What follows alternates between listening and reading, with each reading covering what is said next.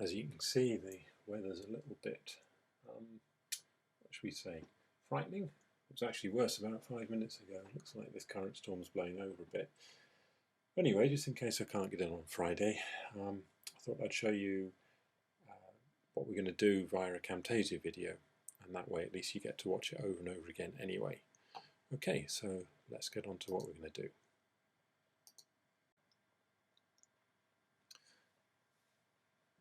So we've been playing around with our action script and doing some basic things like loops and if statements.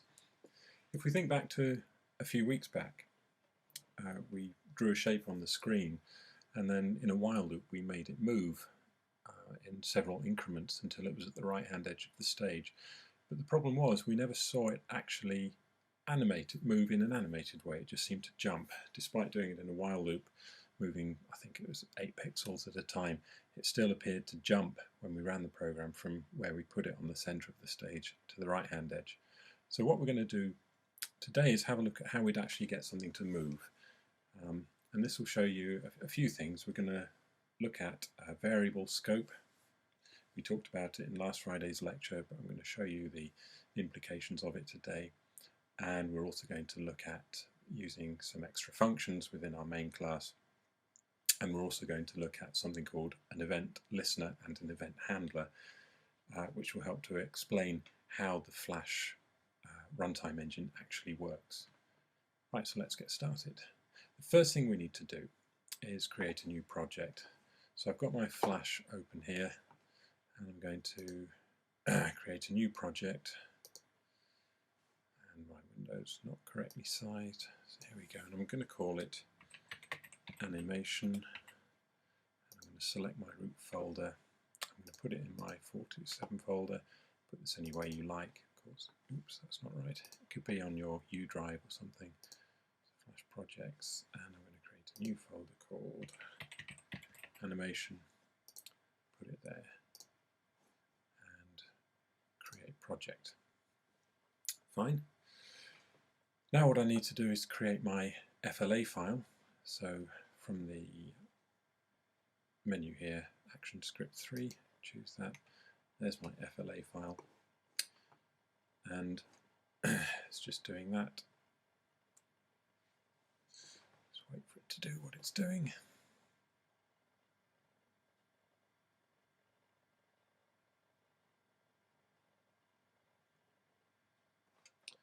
And I'm just going to save that as, and I need to find the right project, so Flash Projects, Animation, and I'm going to call this animation.fla. There we go. Now here we can see the stage, this area here, and you can see the stage's default size over here in the properties is 550 by 400 pixels. Now just above that you will see a property called FPS, which stands for frames per second, and this is an important feature that we'll need to use when it comes to the animation. I'm going to just change that for the moment to 30 frames a second and set that, and I'm going to create my link to the main document class, which as before I'm going to call main, and it will tell me that it can't find a main.as, which is fine, so I'll just OK that warning and I'll save my file. Now I need to create a new ActionScript file, so I'm going to click down here on create a class, and I'm going to call this class main. I shall create it, and there you can see the Flash editor creates a skeleton class for me, public class main. Now the thing is, as we've already seen, main needs to be a display object. It needs to be descended from one of the two display objects, which is movie, clip, or sprite. So I'm going to make it a sprite, and you'll see when I do that it puts in the import statement for me as well. Okay, now what I'm going to do in this class, in the constructor, this is the constructor function here. Remember, the constructor is the function with the same name as the class. I'm going to create a shape. I'm not going to do anything on the stage. We will learn about that next semester, putting shapes on the stage and animating them. But for now, I'm just going to create a shape in code, and we're going to position it somewhere on the stage and then move it. So I'm going to use the same stuff that was from one of the worksheets. So I'm going to declare a variable called my new shape, and that's going to be a sprite, which I've spelled wrong, S-P-R-I-T, there we go, var my new shape, and that's going to be a new sprite,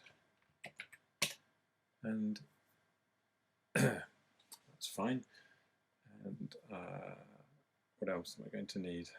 From the worksheet, I'll need a graphics object. I'm not going to go into why we need the graphics object.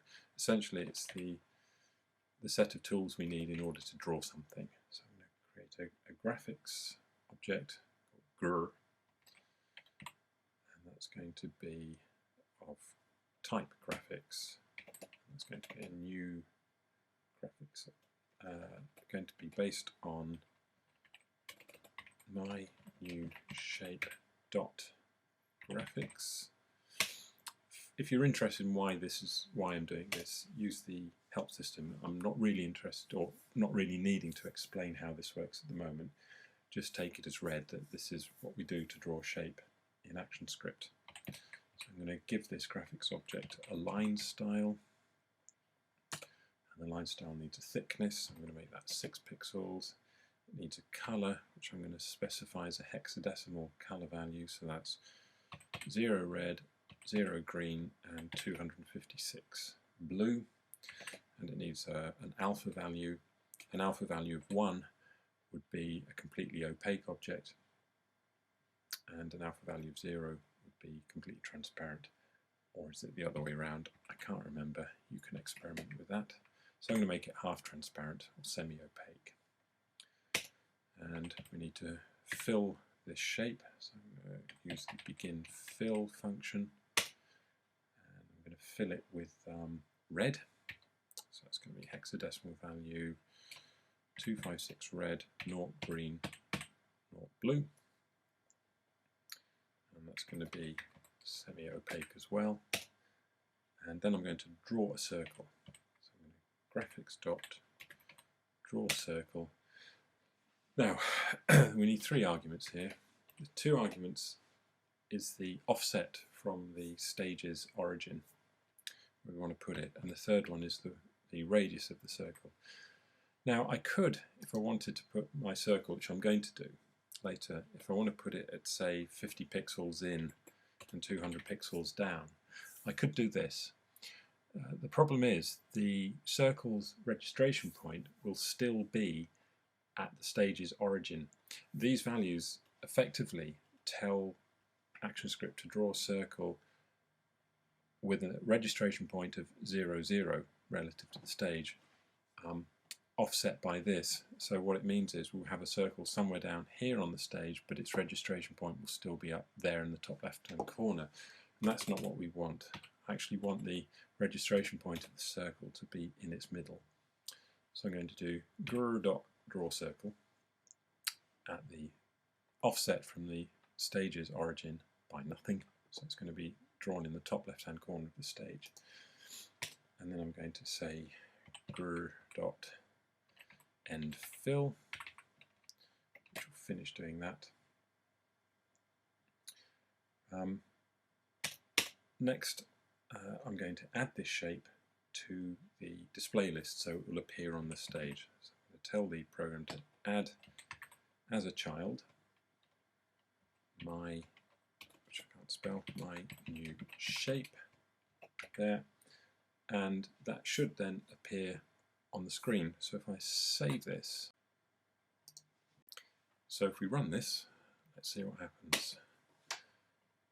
Okay, now you can see, here's the program, you can see how it's drawn a circle and we can only see a quarter of it. That's because I specified the offset from the stage's origin, 0 and 0, to be 0. So effectively it's created a circle here, and its registration point is the top left corner of the stage, and it's drawn a circle around that point. If I kill that and I say draw a circle at, say, 50 pixels in and 200 pixels down, you can see now it's drawn it there. The problem is its registration point is still up here in the top left hand corner of the screen, and that will be awkward for animating it. I can prove that to you by, if I put in a trace statement. Remember, trace will write the string in its argument to the output window, which I've got up here. So if I trace the shape's x and y properties, which its x and y properties are the location of its registration point. So let's put shapes position is, and then if I add my new shape.x, which is its x property, and then colon to separate it, and my new shape.y. If I run that, you can see the shape is down here at 50 in and 200 down, but if we look at the output window, you can see that its position, or its x and y property, is still 0, 0, which is the top left hand corner of the stage, and that's going to be awkward. So what I'm going to do is draw the circle at 0, 0 there, originally, which is what I had originally, and then I'm going to move it to 50. Well, first of all, let's save that and run it, and you can see the circle's now in the top left hand corner and its position is still 0, 0, so nothing's changed. But now if I move the shape, let's move it before we draw it, so I'm going to say my new shape.x becomes equal to 50, and my new shape.y becomes equal to 200. The result will look fairly similar to what we had when we drew the shape at that position, but notice now its registration point is at that new coordinate. So its position is 5200, and that matches where it is on the screen.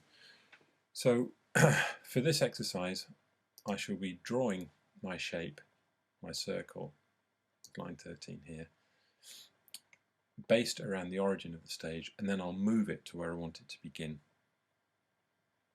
So what I'm actually going to do is I want to position it at the very left-hand edge of the stage. So I'm going to say, if I say my new shape.x becomes 0, and we run that, you'll see it's kind of half off. So what I want is the left-hand edge of the shape to be touching the edge of the stage. Now, given that the circle's registration point is in its middle, I know that for its left-hand edge to be touching the left-hand edge of the stage, its centre needs to be half its width in from the stage.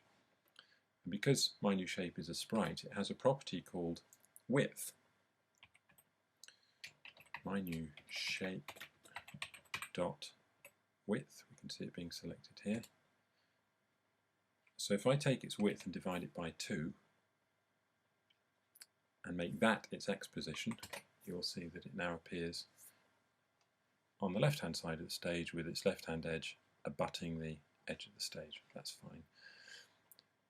And I'm going to use another property of this, a property of the stage now to position its height, and I'm going to put it halfway down the stage. And the stage has a property called stage height. It also has a property called stage width. You can see here stage width and stage height. So I'm going to select stage height, and if I divide the stage height by 2, that will put it halfway down the stage as well. So there we go. There's the circle about halfway down the stage. Super.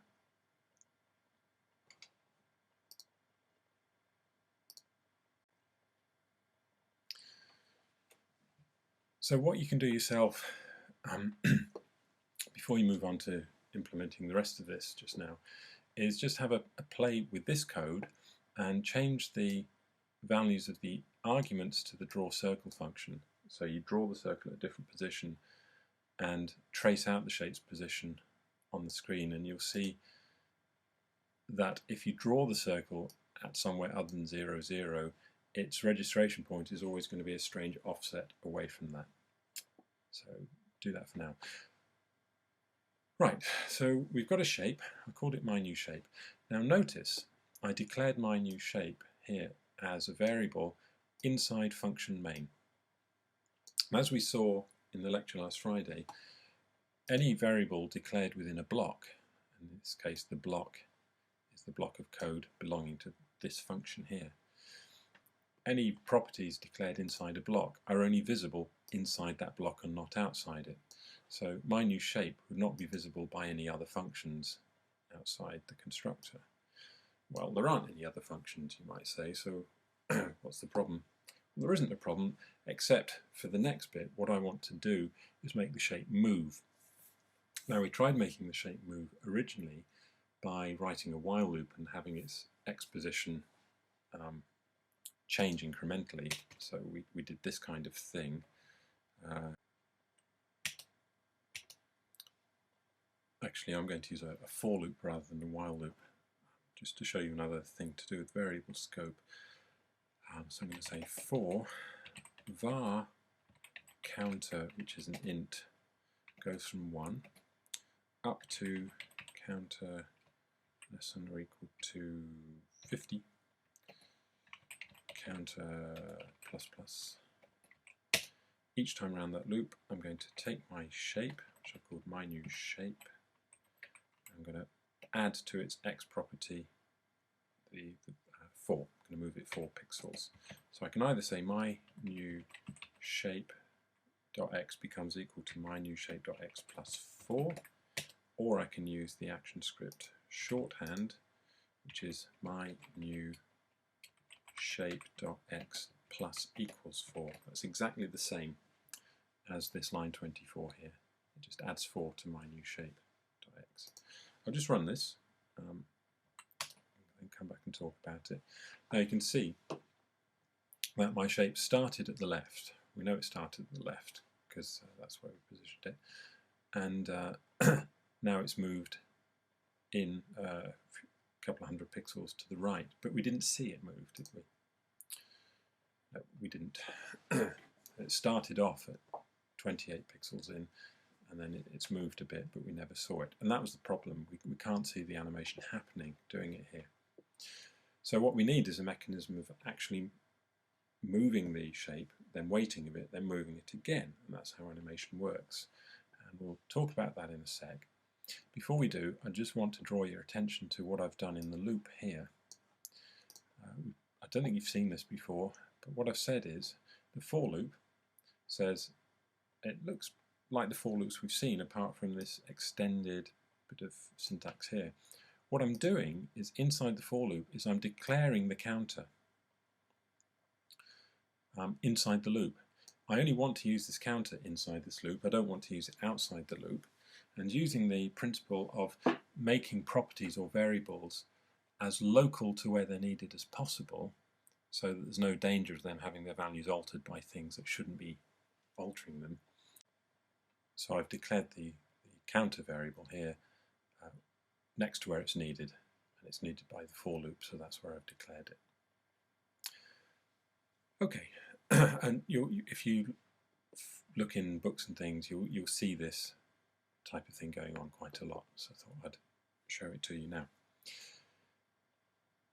Right, so what I want to do is now actually make the shape animate properly. So I'm going to cut this code out.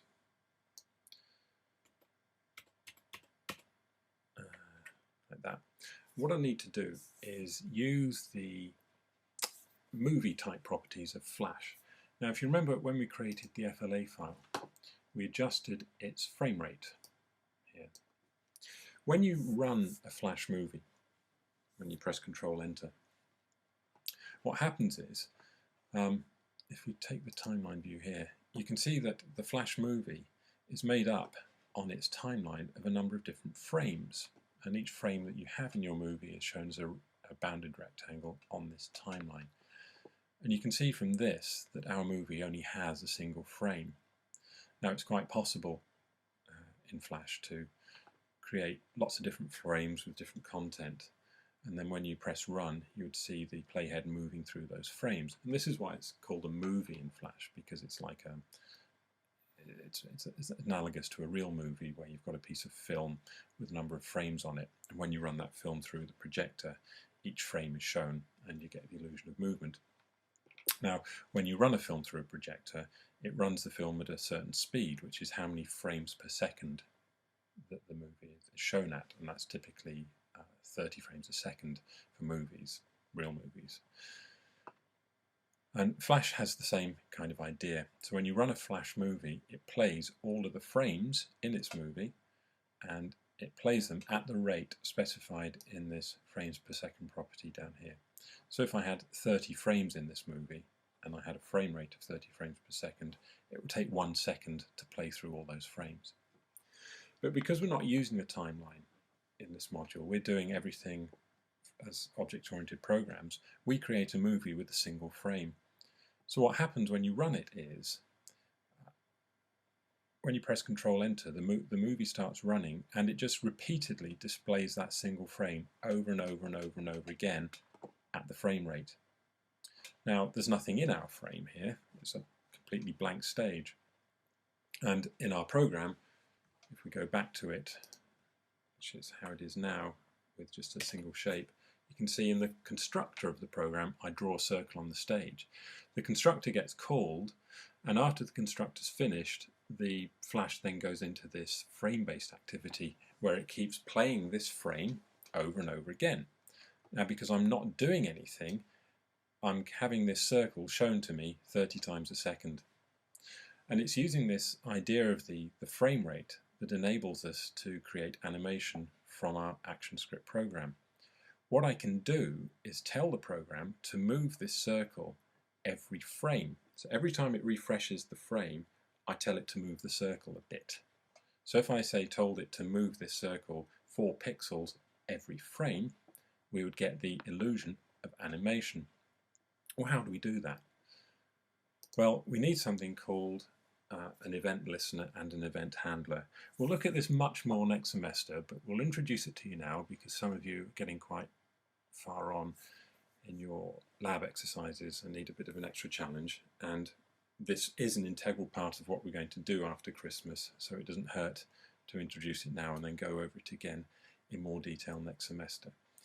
So what I need to do is create a special function called an event handler that will be called every time Flash redisplays its frame. Flash uses what's called an event model, an event handling model. And when a Flash program runs, every time it refreshes its frame, it sends out an event called enter frame. An event is just notification that something has happened. So every time the playhead, as it's called, moves over a frame, Flash says that it's entered that frame. Every time it enters a new frame, an enter frame event takes place. And the internals of Flash send out a notification to the rest of the objects and functions within the program saying that this enter frame event has occurred. Now we can make use of that because if we have something that listens out to that enter frame event, we can respond to it every time it occurs and make our circle move. So what we need is something called an event listener. So I'm going to use a built-in function called add event listener. And an event listener is a bit like an ear. It's something that sits there for us, listening out for a specified event. And when it hears it, it will call a function which is the event handler. And that event handler will contain the code to do what we want to do every time that event occurs. So the event I'm going to listen out for is called event.enterFrame. Actually, it's a event with a lowercase e. I can't remember, we'll find out in a minute. And when it hears this event, I'm going to call a function called move. And that's the function we're going to write.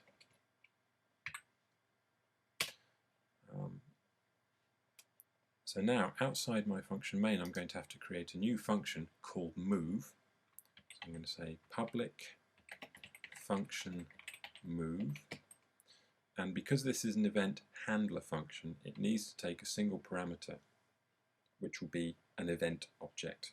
We'll explain more about this next after Christmas, so don't worry about it too much now, just type in this for yourself. So I'm going to call this parameter E, and it's going to be an event object. And you can see as soon as I finished that, Flash imported flash.events.event for me. So I think actually this should be an uppercase E here. And begin and end. And inside this I'm going to put the code that will move the circle. But for now let's just save that and run it. And you can see nothing's happening, which is what I would expect because I haven't actually told my event handler to do anything. But what we've now got, and this is a very important concept, is we've created something called an event listener that is listening out for the event called event.enterFrame. The event.enterFrame event happens every time the Flash playhead plays a new frame.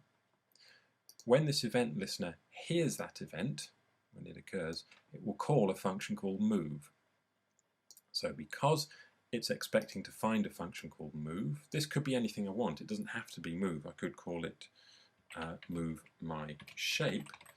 I then have to create a function with the same name inside my class. So I'm going to call this move my shape. So you can see the event listener calls an event handler whose name is specified here. So I need to create a function with the same name. So I'm just going to go back and call this move because it's short and sweet. I don't know why it's gone blue. No, let's call it move my shape. Right. In here, I can put code that will move my shape. My shape is called my new shape. I move it by changing the value of its x property. So if I say my new shape.x plus equals 4, that will tell this function to move the shape 4 pixels. But when I try and compile this, you'll see I get an error. And you can see, if I close that, you can see up here in my compiler errors it says access of undefined property my new shape, line 27. Line 27 is this line I just put in. And it's saying inside the function move my shape, it doesn't know what the property my new shape is. Why not? Why not indeed? The reason is, if we think back to when we talked about scope last time, we said that one of the principles of scope is that you declare variables and objects inside the scope in which they're needed, and that a property's visibility is the scope in which it was declared. So something declared in a class, for example, can't be seen outside of that class unless we modify its visibility using these public and private modifiers we talked about. So it's saying here in line 27 that it doesn't know what my new shape is. It says it's an undefined property. Well, we don't think it's undefined because we remember declaring it up here in line 10. We said variable my new shape is a sprite. It's a new sprite. The thing we're running up against here is this issue of scope again. Where did we declare the property my new shape? We declared it inside function main. Function main begins there on line 8 and it ends here on line 24. So because my new shape was declared inside the block belonging to function main, it cannot be seen outside function main. And function move my shape is, as we can see, outside function main because function main ends here on line 24. So inside function move my shape, it's trying to reference a property called my new shape, which the function move my shape doesn't know anything about because my new shape isn't declared in a scope that's visible to move my shape. Now, what do we see that's common to function moveMyShape and function main? They both belong to the class called main. Here we go. Here we've got the class main here, and its scope, its block, begins on line 6 and ends on line 31. So we can see that moveMyShape and function main are both inside the scope of the class in which they reside. So what I'm saying here, therefore, is that moveMyShape needs to reference a property called myNewShape, which at the moment is only visible inside function main. So what I need to do is take this variable declaration here and cut it out there and turn it into something that's visible to the whole class. So I'm going to make it a class level property. I'm going to declare it as a variable belonging to the whole class. And I want it to be seen only by the whole class, so I'm going to make it private. Notice the keywords private and public can only be used on class level functions and properties. If I was to put the keyword private inside here, inside function main, it wouldn't like it. So now what I've got is a variable or a property called myNewShape, which belongs to the class. It's inside the scope of the class, which begins here on line 6 and ends down here on line 31. And as the function moveMyShape is inside the same scope block, it can now see the property myNewShape. Now, next thing to do, because myNewShape is now a property of the class rather than the function, I'm going to use the convention that Rob and I have been using all along, is when we reference properties belonging to a class, to the properties belonging to the class which we're currently in, we prefix their name with the keyword this, just to remind ourselves that what we're dealing with is a property of this class rather than the property of another class or some built-in something or other. So I'm going to say this.myNewShape now, and there and there. It'll work fine without doing it, but this is a programmer's convention where the keyword this just reminds me that myNewShape is a property of this class. And then it's there as well. Okay, so I'll save that. Now if I run this program, we can see that the circle moves and it doesn't stop moving. So why is the shape moving when you run the program? Because every frame, or 30 times a second, or the frame rate of this movie is 30 frames per second. We've got one frame in the movie, so that single frame of the movie gets played 30 times a second. Every time it's played, Flash sends out an event called enter frame. We have an event listener here which is listening out for that enter frame event, and when it hears it, it calls the event handler moveMyShape. moveMyShape is a function, an event handler is a function, and we've got the function here, moveMyShape, and inside that function, what it does, every time this function gets called, it updates the X property of this.myNewShape by adding 4 to it. The X property of myNewShape started out at about 28. You can see it on the output window here. That's where it was when we first put it on the stage. And started there, and then the first time the frame was run, that would then get updated to 32, and then the next time moveMyShape is called by the event listener, it would then become 36, and so on. If we want, we can trace out the value again of the shape's position. In fact, all I need to do is copy this line here, those 2 lines there. So if we trace out the value of myNewShape every time round the loop, every time that the moveMyShape function is called, you can see that as the shape moves, you can also see its position being updated in the output window there.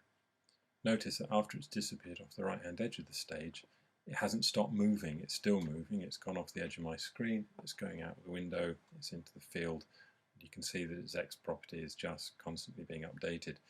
So although it appears to have vanished and the program appears to have stopped. It hasn't. The program's still running and the shape is still moving. It's just moved off the visible edge of the screen. There we go. So that's it moving, and I've stopped it at about 4,000 pixels in. So that's your basic event listener, event handler architecture. What I'm going to do now is, just so it's a little bit more usable, is I'm going to make the shape bounce when it hits the right hand edge of the screen and come back the other way. So what I need is an algorithm for doing this, and what I'm going to do here is write the whole algorithm in pseudocode, and then I'll put the code that deals with it beneath. So first of all, I'm just going to delete these lines that I put in. I'm going to create a multi-line comment here for my pseudocode algorithm. And essentially what I want to do is move the shape, but if it hits the left-hand edge of the screen or the right-hand edge of the screen, I want it to move the other way. So first of all, before I do that, I'm just going to put back in the code that moves the shape. I'll say this dot my new shape.x plus equals, and rather than a value of 4, I'm going to refer to a class property called speed, and speed is going to be a variable which I will now declare. Private var speed is going to be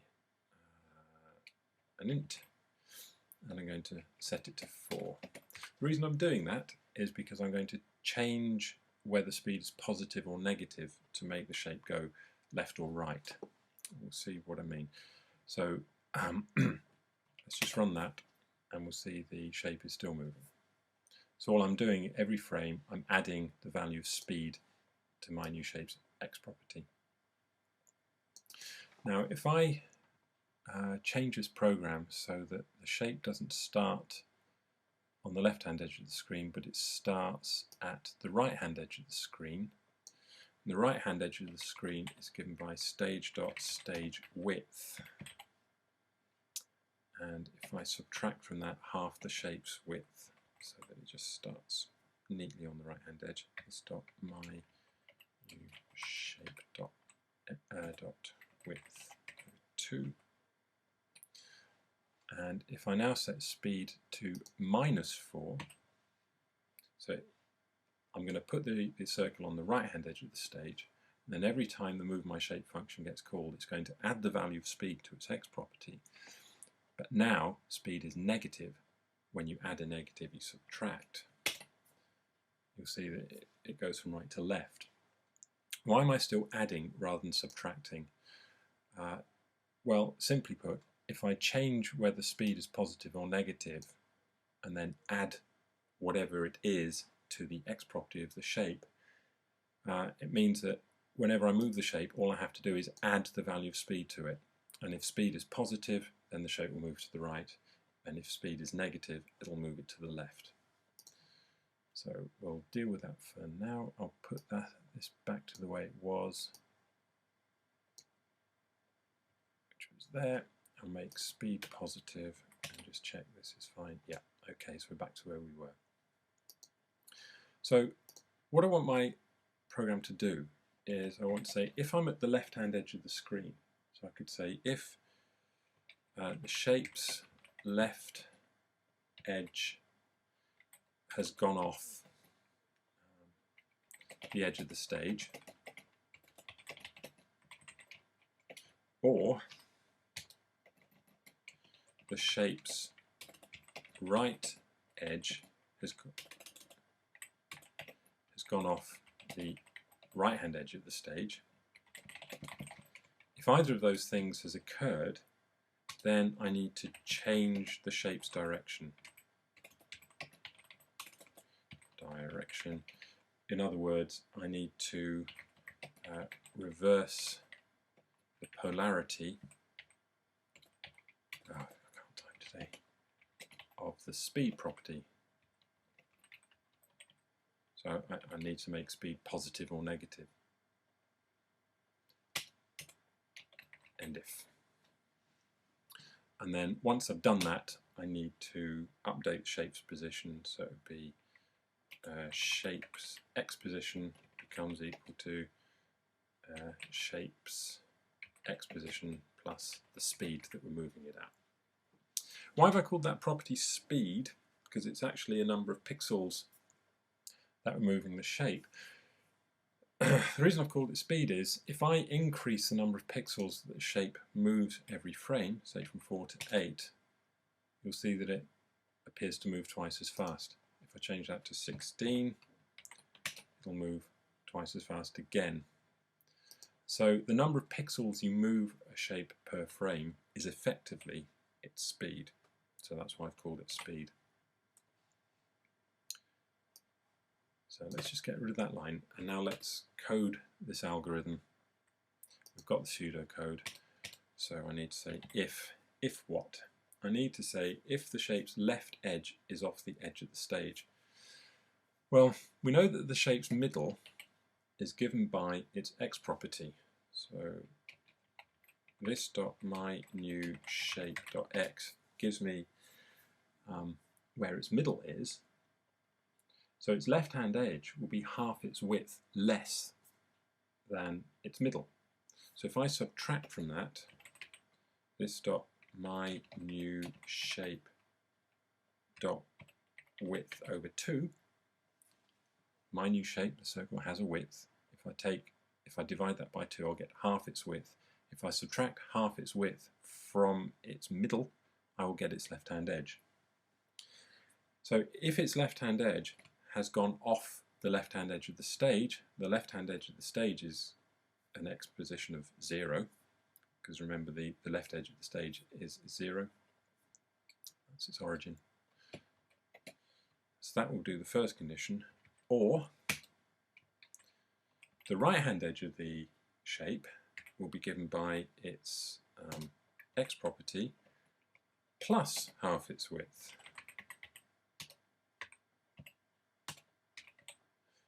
Yeah? If I take its x property, which is its middle, and then add half its width, I will get its right-hand edge. So if its right-hand edge is greater than the width of the stage, so if it's gone off the right-hand edge of the stage, so that's given by stage.stage width. Yep. Put in the braces. Then, if that has occurred, move the shape. And I move the shape. If that's occurred, reverse the change of shape's direction. I do that by reversing the polarity of the speed property. So if the speed property is positive, I want to make it negative. If it's negative, I want to make it positive. I could do that this way. I could say if this dot speed is greater than 0, if it's positive, then set this dot speed to some negative value, but it's all getting a bit long-winded. I could make mistakes. I could just as easily say this dot speed becomes equal to this dot speed times -1. How does that work? Well, at the start, the speed property is 4. So if I take 4 and multiply it by -1, it will become -4. So 4 will change to -4. If then the shape's now moving left, and I hit the left-hand edge of the screen, and I multiply speed, which is -4, by -1, we know that a minus times a minus is a plus, so speed will change from -4 to +4. So by multiplying the speed property by -1, each time we hit the edge of the stage, it swaps it from positive to negative. So I can say this dot speed becomes this dot speed times -1, or I can use the ActionScript shorthand operator for multiplication, this dot speed times equals -1. It says multiply the thing on the left by the thing on the right. So that will change the polarity of the speed property, and now I can update the position of the shape by saying this dot myNewShape.x plus equals this dot speed. So we start the shape at the left-hand edge of the stage. We say if the shape has gone off the left-hand edge, which it hasn't, or it's gone off the right hand edge, which it hasn't yet, then change the polarity of the speed, so that won't occur yet.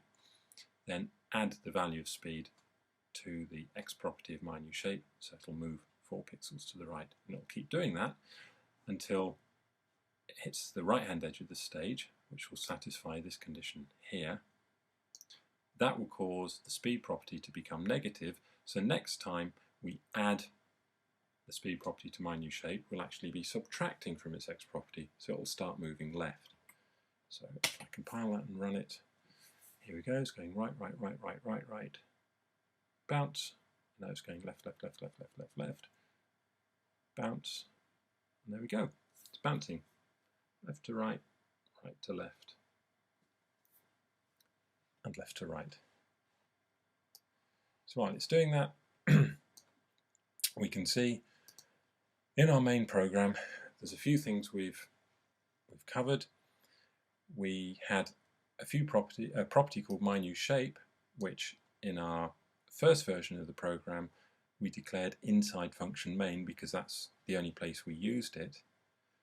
What we then did was add an event listener which calls a function called moveMyShape, and moveMyShape tries to move the shape by changing its X property, and when we did that we saw that myNewShape wasn't visible to this function because it had been declared inside function main.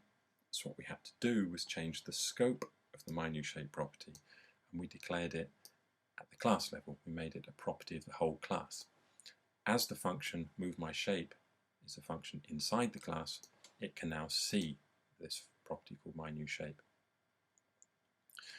Another thing we notice in this program is we've got 2 functions inside our class. Here's the class main. I can hide everything inside that class with this collapse between braces. So there's the class main, and it has 2 functions, one called function main, I'll just collapse that, and one called moveMyShape. Yeah.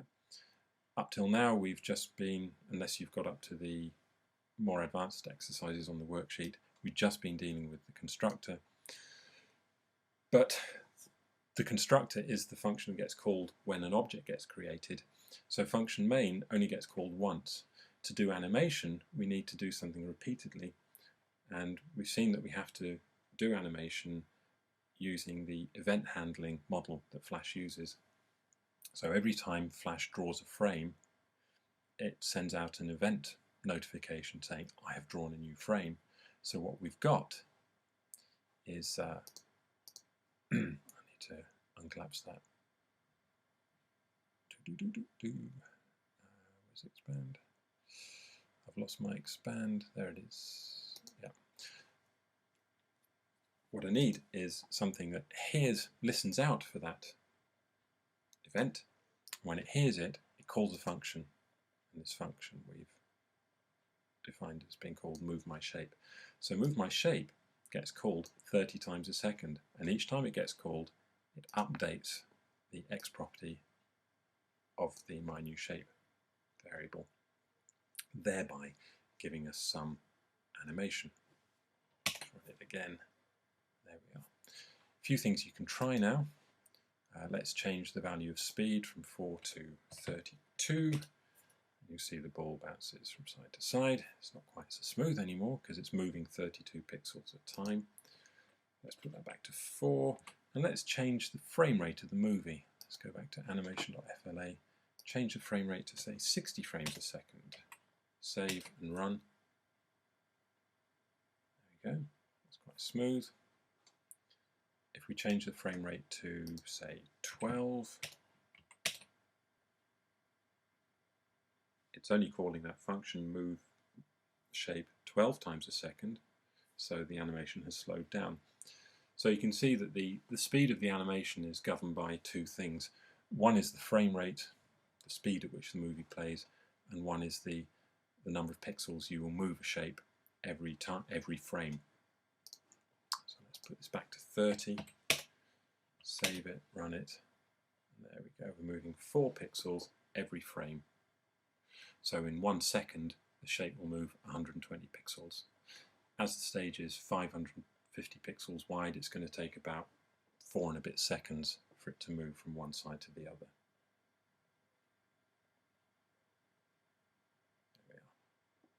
Okay, so there we go.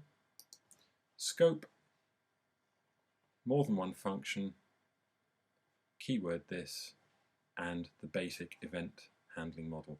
And this will become very important to us as we move on, because we'll find that all of our Flash and ActionScript programs that we write will draw heavily upon this event listener, event handler model, and we're going to have to become conversant with it. So key in this program yourself, experiment with it, and then work on the lab exercises that will accompany it.